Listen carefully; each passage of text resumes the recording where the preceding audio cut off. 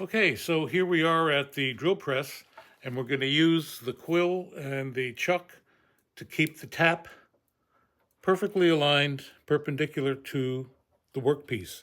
Now, we're not going to use any power. We're not going to turn the drill press on because it's too tricky turning it on and off. It may go down too far, too fast, and it may break the piece, break the tap, and we don't want to do that. So this is going to be done by hand.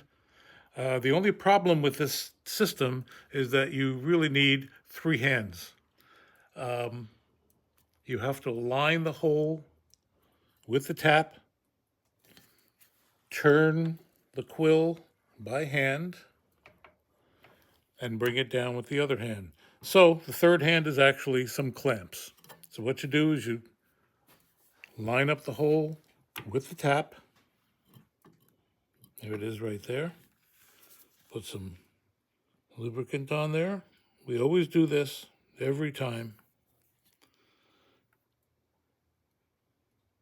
Bring it down so it just touches the hole, and then start turning the tap by hand using light finger pressure.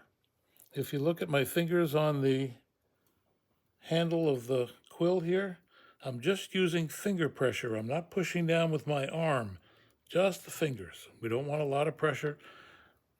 The tap will lead itself in. It'll come in by itself.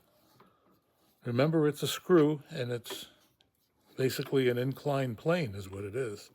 So I'm turning it by hand. It's slow, but it is accurate. And back off every once in a while just to break any chips and continue down.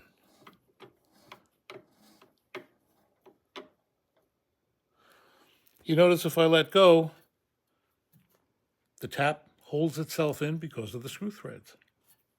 I'm not going anywhere.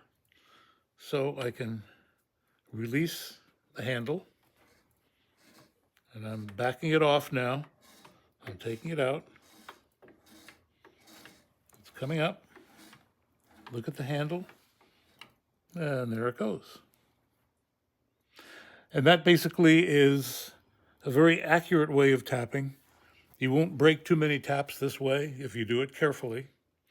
And I want you to notice another thing that I do is I use a block. In this case, it's an inverted V block, cast iron, relatively inexpensive. And I do all my drilling on this block. You'll notice all my drill presses have raised tables. And that is so that I can hold a piece that I'm drilling with my entire hand instead of having it flat on the table and just grabbing it with my fingertips. And this way I can hold it more firmly. It's screwed onto the table, and it's just a convenient way of drilling. I've got holes in there.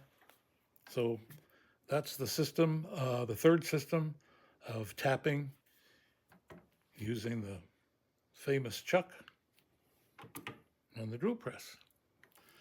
Now the next step is the Tapmatic, and that's pretty advanced, and they've gotten to be pretty expensive. But as far as I'm concerned, they're the best way of tapping. And if you're doing a lot of knives, doing a lot of holes, it's usually really worth the money. So that's at the other end of the drill press bench. Let's wander on down there.